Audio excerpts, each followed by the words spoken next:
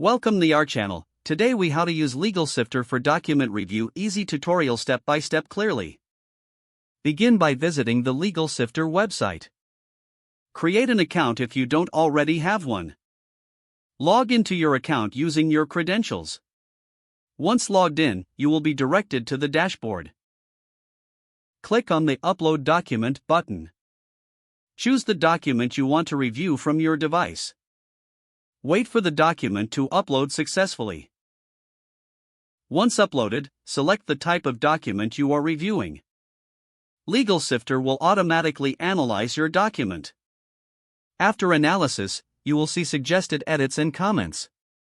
Review each suggestion carefully for relevance. If needed, make adjustments directly within the platform. Use the filter options to view specific categories of comments. Explore the FAQ section for any questions you may have. Once satisfied, download your reviewed document.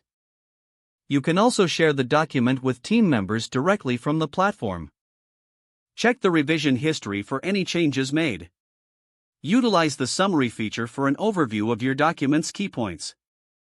Finally, log out when you are finished to ensure your data remains secure.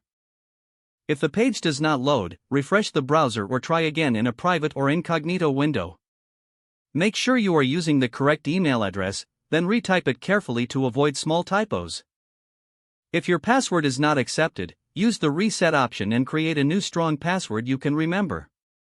Check your spam folder for verification or security emails, then complete any requested confirmation steps. Enable two-factor authentication if available to improve account security and reduce unauthorized access risk. After signing in, review your profile details so your contact information and settings are accurate and current.